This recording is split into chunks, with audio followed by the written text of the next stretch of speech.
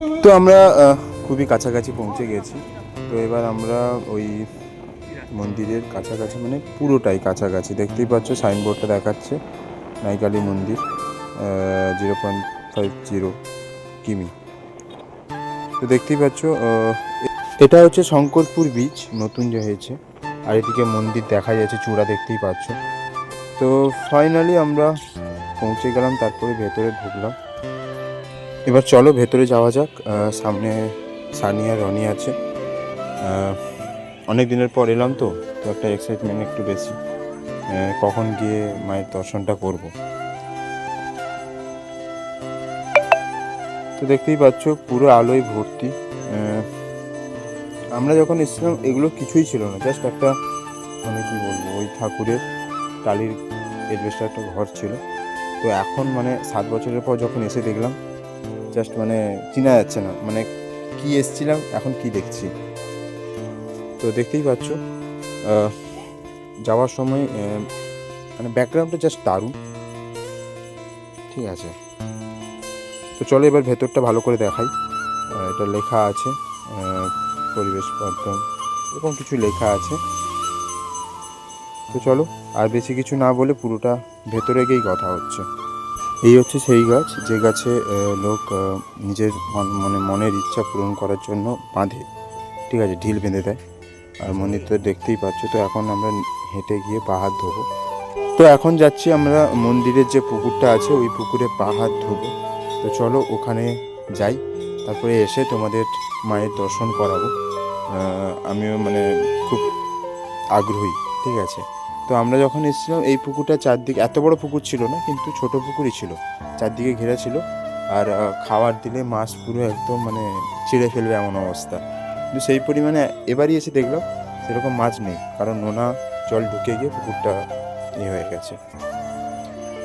তো এখন আমরা ভেতরের দিকে যাব, মন্দিরটা তোমাদের দেখিয়ে দিচ্ছি ভালো করে। তো চলো এবার মাকে দেখা যাক। তো তারপরে আমি জুম করলাম মাকে দেখার জন্য, তোমাদেরও দেখালাম। আর মাকে দেখার পর আমার মন পুরো একদম ভরে গেল। সবাই প্রণাম করছিল। তো এখন আমরা তোমাদের কিছু জিনিস দেখাবো। তো এখন আমরা মন্দিরের চারদিকে একটু 3বার ঘুরে প্রণাম করে তারপর তোমাদের দেখাবো। ঠিক আছে, তো কিছুক্ষণ জন্য ভিডিওটা একটু বন্ধ রাখবো। আর এইখানে বিয়ে, মানে কোনো বিয়ে টিয়ে হলে এইখানেই হয় মন্দিরে। দেখতেই পাচ্ছি সেরকম করেছে। তো এবার মন্দিরের চারপাশটা ভালো করে তোমাদের দেখাই। তো চলো তোমাদের ঘুরে ঘুরে দেখাই।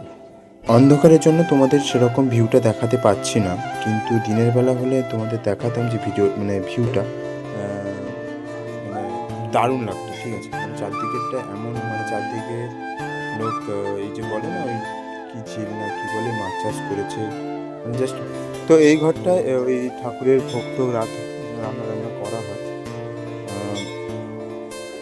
আর এই যে গোলটা দেখতে পাচ্ছ পুরোটা এখানে ওই কি বলে জল ফোয়ারা চলে। আর পুরো এটা করা হয়েছে পুরোটাই একদম স্টেডিয়ামের মতো করেছি, জাস্ট দারুণ। তো নিচে তোমাদের নেমে আমি তোমাদের আরও ভালো করে দেখাতে পারবো। তো উপর থেকে যতটুকু মানে তুলে ধরেছি আর কি। আর গাছটাকে তো জাস্ট দারুণ লাগছে। ঠিক আছে, আর তোমরা একবার এসে জাস্ট দেখো, মানে মুখের কথায় তো কিছু হয় না, তো সামনাসামনি দেখলে তোমরা বুঝতে পারবে যে আমি মানে কি বলতে চাইছি। তো চলো এখন নিচে যাব।